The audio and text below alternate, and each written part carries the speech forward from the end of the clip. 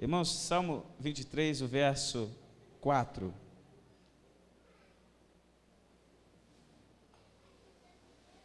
Esse salmo dá para dizer de cor, né? O que está escrito na vossa Bíblia aí? Não, 1, 2, 3 junto. Ainda...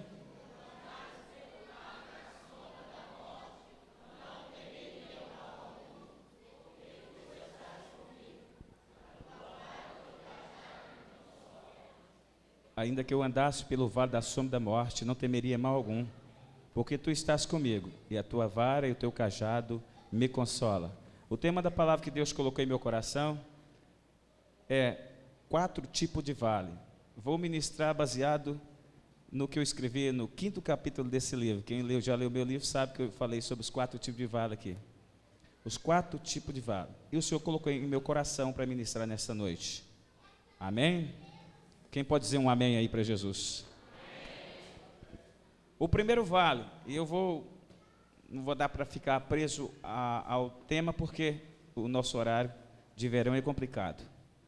O primeiro vale, vale da maldição. Ezequiel 37, o profeta Ezequiel teve uma visão, e nessa visão, os irmãos conhecem, eu vou só lembrar alguns trechos para ficar claro o que Deus colocara em meu coração nessa noite. A Bíblia fala que é o vale de ossos secos, de Ezequiel 37.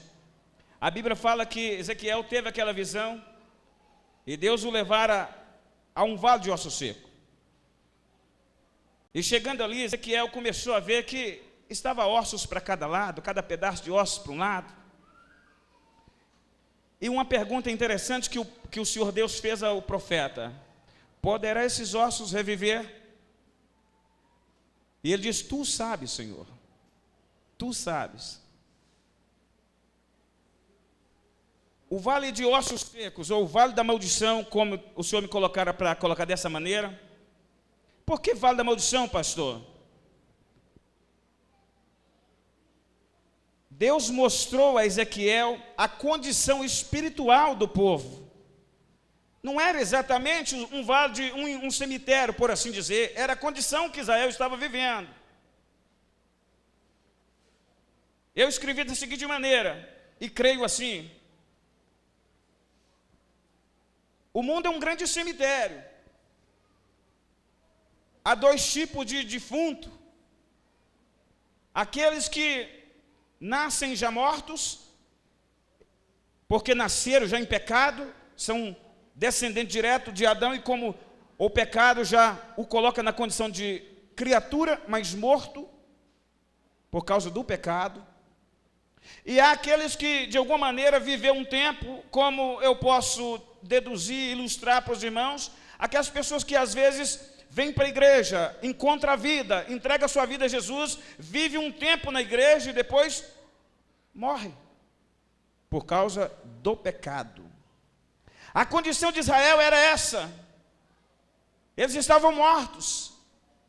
Não era que Israel estava morto fisicamente, mas estava morto espiritualmente. E infelizmente, irmãos, como pregador do Evangelho, nós temos encontrado pessoas que fisicamente estão vivos, nos cumprimentam, nos diz oi e às vezes até a paz do Senhor, mas estão mortos. São pessoas que não têm mais alegria. São pessoas que não têm mais o fogo espiritual ardendo em sua alma. São pessoas que não têm mais vontade de servir a Deus com alegria. Vêm para a igreja para bater cartão. Não tem mais o ânimo de orar pelas manhãs. Não tem mais desejo de evangelizar. Não tem mais desejo de dobrar o joelho para falar com Deus. E quando fala, pede emprego, pede casa, pede carro. Não busca a renovação espiritual, nem os dons do Espírito. Busca as coisas da terra. Estão vivendo à margem do que poderia viver. Deus tem para mim e para você uma vida e vida com abundância. Pastor, o que você está dizendo? Aonde você vai chegar com isso? O Senhor me colocou como profeta nesta noite. Eu sempre costumo brincar, mas brinco sério. Se eu não fui profeta, estou sendo nesta noite na sua vida para dizer: aleluia, Deus vai levantar você das cinzas se você não tem o ânimo para dar glória a Deus, e vai começar a queimar a tua alma de tal maneira que você vai ficar incomodado aí e vai dizer assim: eu a partir de hoje vou começar a fazer tudo aquilo que Deus me ordenar a fazer, porque a vida em mim. Cantar e pregar não significa que eu tenho vida. Existem muitas pessoas que têm ministérios, mas não têm vida.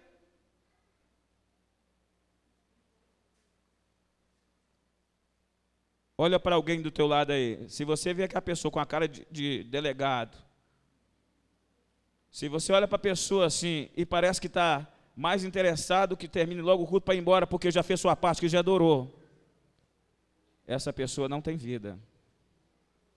Mas se você vê a pessoa assim que está assim, ó, preso, eu quando vou para a igreja, eu fico olhando para o pregador assim, ó, sem tirar o olho dele para me aprender. Essa pessoa tem vida. Se tem alguém que tem vida aí, só os que têm vida dão glória a Deus para mim saber se tem. Mas é só os que têm vida mesmo, dão glória a Deus bem alto. Vale de ossos secos. O profeta ouviu de Deus: profetiza, e eles viverão, diz o Senhor Jeová. Segundo ossos, segundo vale, o vale do desespero, o vale da carne contra o espírito. Gálatas 5,17 diz o apóstolo Paulo que a carne milita contra o espírito. Irmãos, nós temos vivido, e eu tenho ministrado por onde tem passado, estamos vivendo um tempo que a igreja tem sido massacrada, não por causa do pecado, porque eu digo sempre, a igreja ficou esperta, inteligente, ela aprendeu que o sangue de Jesus tem poder para purificar de todo o pecado. E, filhinhos, não pequeis, diz o apóstolo João, mas se pecar, temos um advogado perante o Pai. Então a igreja sabe disso, descobriu que é possível, mesmo tropeçar e se levantar, porque o justo cai 7 vezes, mas 7 vezes o Senhor o levantará. O problema não é esse. O problema está na vida emocional, nos nossos relacionamentos, está na família. Quantas pessoas que têm tudo para ser bênção, para produzir 100% para o Senhor, mas não consegue, porque na sua casa, na sua vida emocional, ele está quebrado, ele está machucado, ele está ferido, e ele não consegue produzir aquilo que ele pode. Um coração, um levita, um pregador, um adorador machucado não consegue ser 100% para Deus. Você canta no altar, canta na igreja, mas chega dentro da sua casa, você vai chorar pelos cantos, pedindo a Deus misericórdia por causa da dor que tem em sua alma. Quantas pessoas eu tenho encontrado e diz: pastor, ora por mim, porque a minha vontade é sair da igreja e não voltar mais nela. Não porque alguém me fez raiva, é porque a minha fé não está me dando condições de continuar andando. Vale do desespero. O grande problema é esse, de crianças, de adolescente, de pré-adolescente a ancião. Marido machucado por causa da esposa, esposa machucada por causa do marido. Jovens machucados por causa de um namoro, um relacionamento que não fluiu, que não deu certo. Esse é o grande mal do século. Você pode até ser um adorador, você pode ter um vaso de Deus, mas quantas vezes você já passou a noite gemendo e chorando diante do Senhor, dizendo: Deus, me ajuda, me ajuda. Às vezes nós temos uma cara aqui na igreja para adorar, um rosto aqui que a gente mostra, diz aleluia, Jesus é bom, mas às vezes saímos daqui e vamos para o canto, passar a noite em oração, dizendo: Jesus, não dá, me ajuda. E eu vou dizer e repetir, o mal desse século 21 é os relacionamentos, a vida emocional, carne contra espírito. Deus está dizendo: se levanta de manhã para buscar a minha face, mas a carne está dizendo assim: não vale a pena. Muitas pessoas têm promessas de Deus, mas nem acreditam mais nelas. Por quê? Porque aqui dentro você está decepcionado, ferido, machucado. Parece que as promessas de Deus não vão se cumprir nunca na sua vida. Você tem vontade de ser uma bênção, mas não consegue sair de onde está. Ei, eu estou falando para quem tem ouvido e pode entender e compreender que é necessário pedir a Deus agora um help, um socorro. Eu sei que Deus não colocaria essa palavra aqui na minha boca se não houvesse ouvintes para aprender dela e receber de Deus o que Deus tem preparado. Nesta noite Deus te trouxe aqui para dizer: ei, chega de chorar e sofrer. Deus tem uma nova história para escrever na sua vida desta noite, se você crer. Vale do desespero, o vale da aflição. Quando eu passei pelo o meu vale, eu orei 6 meses pedindo a Deus a morte, porque eu senti que as minhas forças tinham se esvaído. Eu senti que não tinha mais condições nem de viver, e comecei a pedir a Deus que tirasse a minha vida. Orei, gemia e chorava. Muitas vezes nós temos uma postura de servo fiel a Deus, mas os nossos sentimentos não nos permitem viver feliz. Muitas vezes preguei e fui para casa para passar a noite chorando. Alguém diz assim, quando eu escrevi meu primeiro livro, alguém disse assim: rapaz, você deu a cara a tapa, porque eu não sou melhor nem maior do que ninguém. Cabeça é só um, Cristo. Se nas minhas fraquezas, disse o apóstolo Paulo, eu vou ganhar alguns para Cristo, então que eu seja fraco, para que na minha fraqueza aperfeiçoe o poder de Deus. Terceiro vale, o vale da provação. Josué capítulo 10, verso 12 e 15. Os irmãos conhecem, é claro, esse texto. Vale de Ajalon. Quando Josué, por que vale da provação? Antes de Deus exaltar alguém, antes de Deus colocar você lá no patamar mais alto, antes de Deus te tirar do vale, Deus prova a sua e a minha fé. Você jamais vai chegar a alcançar a promessa de Deus na sua vida sem antes a sua fé ser provada. Tem muitas pessoas que acham que só basta vir para a igreja, sentar no banco, que Deus vai acontecer um milagre. Não, fé é ação, você precisa ir para a briga. Davi só venceu o gigante porque ele teve coragem de pegar a pedra e pelejar, e ele disse: eu pelejo em nome do Senhor Deus de Israel.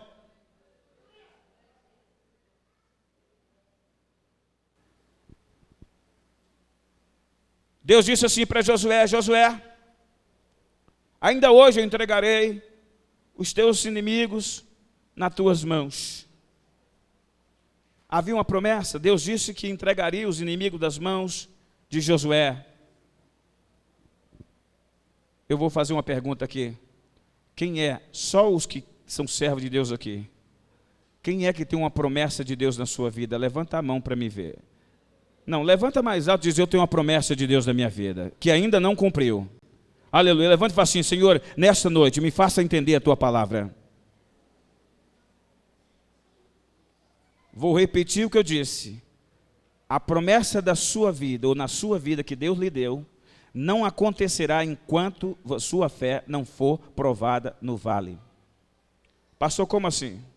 Porque Deus não exalta quem primeiro não sai de baixo. Só chega em cima quem um dia estava lá embaixo. Só vence campeonato quem disputou. Só vence guerra quem entrou nela. Você nunca vai chegar lá em cima sem antes dizer assim: ei, cheguei cá em cima. Não existe preto se você não conhece o branco. Não existe o certo se você não conhece o errado.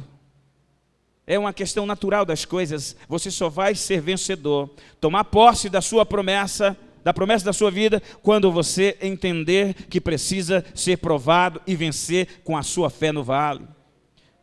Josué tinha uma promessa da boca de Deus: eu te entregarei os teus inimigos nas tuas mãos. Agora é hora de Josué acreditar ou não na promessa. Eu quero saber se aqui tem Josué que está entendendo isso. É hora de Josué tomar posse da sua promessa. E o que ele fez? Ele sabia que sobre ele havia uma promessa. E ele disse: para, sol, detente, lua. Porque ele sabia que Deus era com ele. Quando nós temos certeza que Deus está conosco no caminho, meu irmão, pode aparecer gigante, pode aparecer tudo quanto é tipo de mal, de demônios, de impedimento, nós vamos saltar as muralhas, nós vamos vencer, porque o Senhor é sobre nós, e a sua palavra não volta sem cumprir na nossa vida.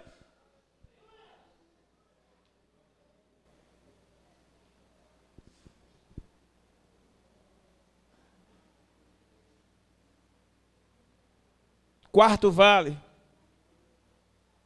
o vale da decisão. Joel capítulo 3, verso 14. A Bíblia fala que o Senhor diz assim, que é preciso tomarmos a decisão. O povo de Israel estava passando por um período difícil. E o Senhor levanta o profeta Joel e diz assim, olha, o que vocês têm aí na mão? E ele disse, temos enxada, foices, porque era um povo agricultor.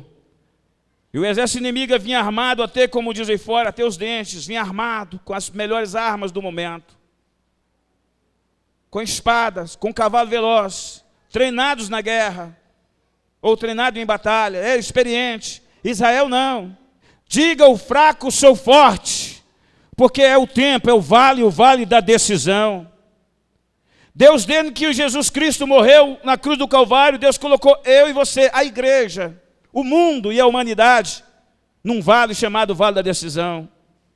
Nós somos o que somos hoje, porque decidimos algo ontem.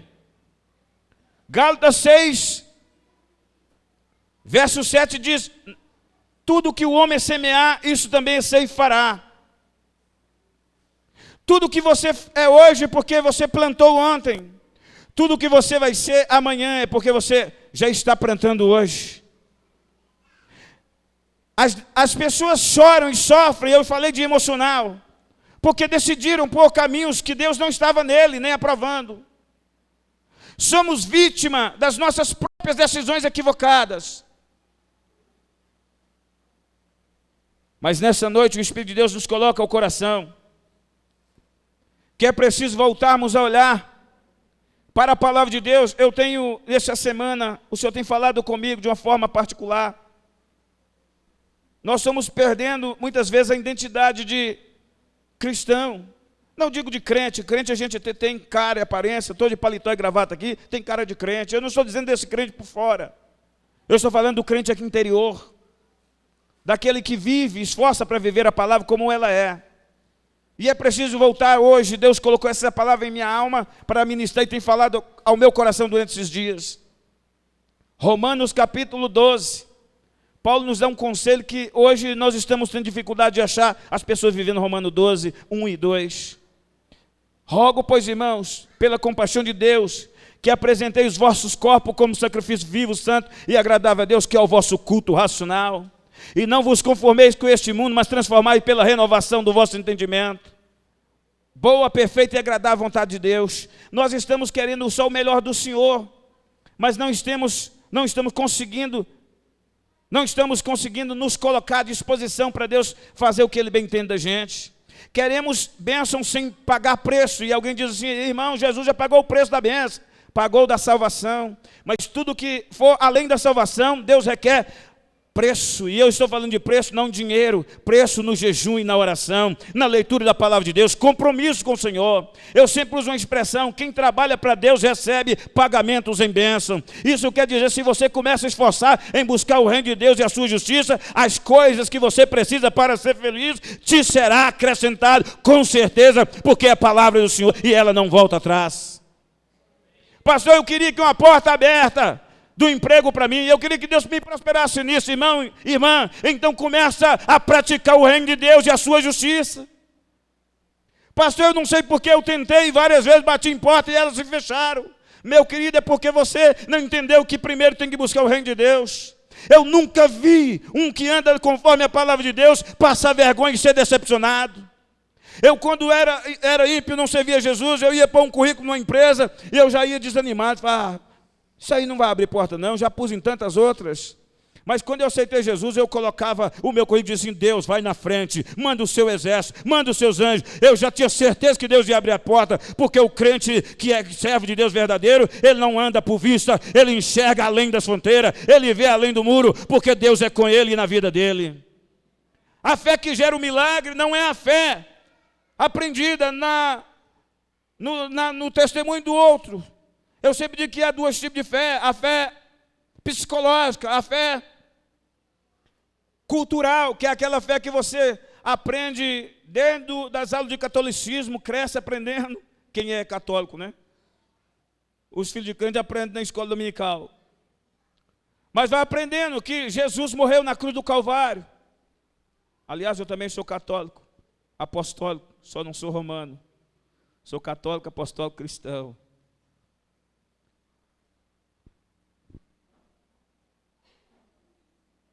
Aprendemos, passamos a vida inteira aprendendo que um certo homem chamado Jesus morreu na cruz do Calvário. Só isso. Essa fé é acadêmica, ela é psicológica, ela é cultural, ela não gera milagre. A fé que gera milagre é essa que sai aqui quando você coloca em prática a palavra de Deus e diz: eu sei que o meu Redentor vive. Eu sei, como disse Jó no capítulo 42, no verso 2, ele disse: bem sei que tudo podes e que nenhum dos teus planos pode ser frustrado. Se você acredita, então você começa a viver Deus na sua vida e a sua palavra, e aí as demais coisas te será acrescentada, porque Deus é fiel para cumprir tudo aquilo que Ele diz em sua palavra. Há dois tipos de promessa: a promessa universal, que é a Bíblia Sagrada, que diz respeito a todo aquele que crê, e há a promessa individual. Cada um de nós temos uma promessa particular. Cada um que servimos a Deus temos uma promessa de Deus em nossa vida. Eu não sei o que Deus te prometeu, mas a minha fez promessa. Se você crê que Deus é poderoso para realizar, Ele fará o impossível só para mostrar que Ele te ama. Você entendeu? Só os que estão debaixo de uma promessa, que confia e acredita que Deus pode. Mais uma vez, só para mim saber se tem alguém aqui que acredita, levanta a mão e dá um brado de aleluia aí. Deus disse assim a Abraão, em Gênesis 17, o verso 1: anda na minha presença e sê perfeito. Eu me lembro de um testemunho de um moço que subiu no monte para orar e está orando, passou a noite toda orando. Lá pela madrugada, ele começou a dizer assim: Deus de Abraão, Deus de Isaac, foi citando os profetas e os patriarcas e todos os demais homens da Bíblia, a noite inteira. Onde está o Senhor? Eu também sou teu servo como eles foram. E começou aí a questionar a Deus. E aí lá pela madrugada, um anjo do Senhor aparece ali no monte, onde aquele moço estava gritando para Deus. Diz: pois bem, eu sou o Senhor de Abraão, Isaac, eu sou o Deus de Jacó, de Isaías, de Jeremias e de todos esses que você citou. Mas onde está o Abraão, o Isaac, o Jacó e todos esses aí que eu não vejo? Às vezes nós queremos que Deus opere um milagre como operou na vida de Elias, que Deus responde com fogo como respondeu Elias. Mas eu sou Elias. Queremos viver o milagre como aconteceu na vida de Abraão, mas estou obedecendo a Deus como Abraão obedeceu? Antes de dizer que Deus não presta, pergunta assim: será que eu estou à altura de receber o que Deus tem para mim? De obedecê-lo sem questioná-lo? Mas Deus, eu sou seu servo, eu sou dizimista, eu participo da igreja, eu até faço algumas coisas, e aí? Por que o Senhor não me abençoa? Ele está perguntando assim, nessa noite para você. Quer sair do vale? Eu não sei que vale você está. Eu não sei se o seu vale é espiritual, porque o primeiro vale da maldição, causado pelo pecado. Toda pessoa que peca tem um advogado para perdoar, mas se não confessar, gera morte. Você vai enfraquecendo, vai definhando, porque aquele vale tinha passado por um processo. Primeiro morreu, entrou no estado de decomposição, virou ossos e depois se separaram, os ossos se separaram um do outro. Foi essa visão que o profeta teve. Eu não sei se o seu problema é emocional, é familiar, se o seu problema é contra a carne, se você tem lutado para permanecer fiel, porque a sua vontade da carne é sair daqui correndo e não voltar mais na igreja, ou desistir. Eu não sei se o seu problema é um problema que a sua fé está sendo provada. Tem hora que você fala assim: meu Deus, eu não aguento mais. Eu não sei que problema você tem, ou se o seu problema é uma questão de você tomar uma decisão. Tem pessoas que dizem: pastor, eu estou precisando tomar uma decisão, não sei o que fazer. Eu não sei qual é o seu vale, mas se você quiser sair do vale, aprenda uma coisa: se joga aos pés do Senhor, reconhece que todo homem é vaidade, só Deus é verdade. Reconhece que você depende dele como uma criança de colo depende dos pais para se alimentar. Reconhece que você, por mais que você seja um entendido e instruído, você, para Deus e diante de Deus, você não é ninguém, como eu também não sou. Quando você reconhecer as suas misérias, Deus vai te tirar desse vale e vai exaltar o nome dele sobre a sua vida. Vai te honrar. Isaías capítulo 61, verso 7 diz que no lugar da vossa vergonha vos darei dupla honra. Onde havia afronta, onde há afronta do inimigo contra a tua vida, Deus vai te dar dupla honra. Se você crê nisso, só os que crê, por gentileza, dá uma salva de palmas para Jesus, que digno é o Senhor de honra e glória. Aplauda Jesus se você puder.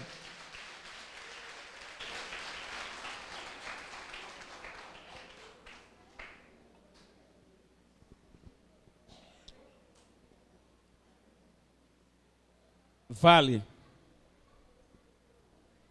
Deus me levou para o vale. Durante 21 anos, eu fui crente. Preguei, orei, crente. Deus me levou para o vale para ensinar a ser servo. E eu estou encerrando com isso, com essa palavra. Pastor, peraí, como isso aí? Crente é aquele que vem com as mãos sempre assim, ó, para a igreja, pedindo. E até querendo exigir de Deus que faça a sua vontade.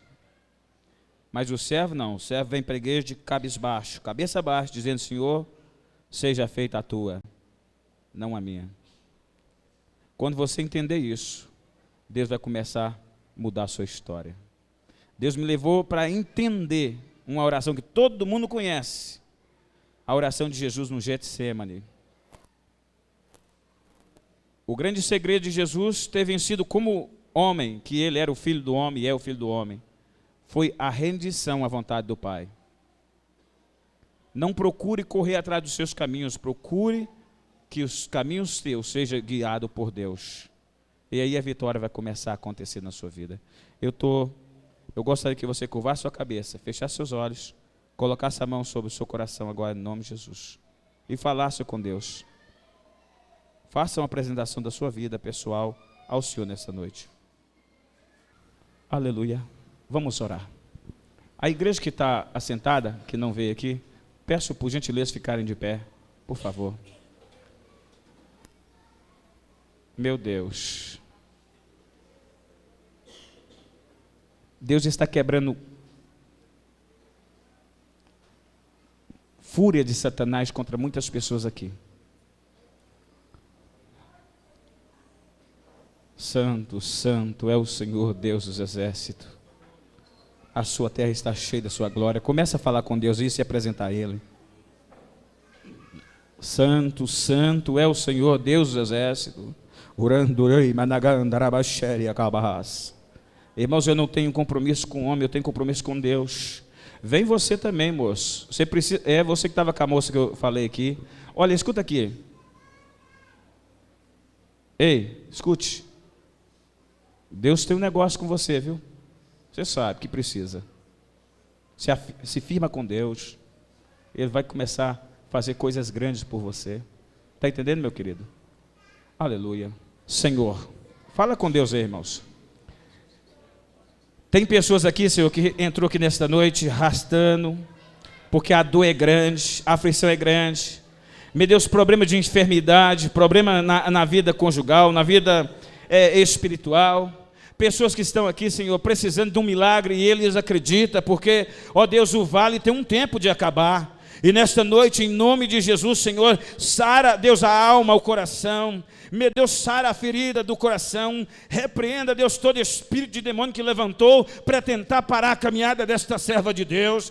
Em nome de Jesus, meu Deus, vai entrando com providência, vai restaurando, Pai, o interior. Meu Deus, em nome de Jesus, só o Senhor conhece essa vida, só o Senhor sabe que ela precisa. Em nome de Jesus, toda a fúria de Satanás, todo principado, toda seta, porque nossa luta luta não é, meu Deus, contra carne e sangue, a nossa luta é contra principado e potestade. E nesse século 21, Satanás está ficando louco, porque ele sabe que o tempo do fim está aproximando, o tempo da igreja subir está chegando. Meu Deus, nós queremos e acreditamos, junto com os demais obreiros, profetizamos sobre a vida desses que estão aqui na frente, que estão fazendo um compromisso de crer no milagre nesta noite. Em nome de Jesus, nós repreendemos todo o mal, profetizamos a vitória e declaramos que esse povo que está aqui entrou chorando, entrou triste, mas está recebendo o bálsamo que cura, que sara, que liberta, para a glória do nome de Jesus. Ah, meu Deus, tem pessoas que têm sido vítimas de obra de demônio, de macumba,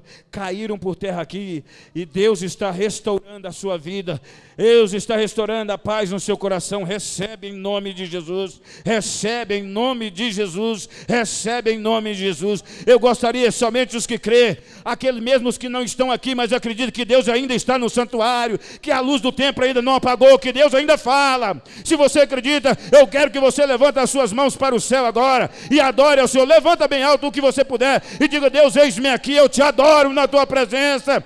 Adora ao Senhor, diga ao menos uma frase dizendo: Senhor, eu te amo porque o Senhor cuida de mim, ainda que imperfeito que sou. Ei! Irmãos, Salmo 23, o verso 4. Irmãos, Salmo 23, o verso 4.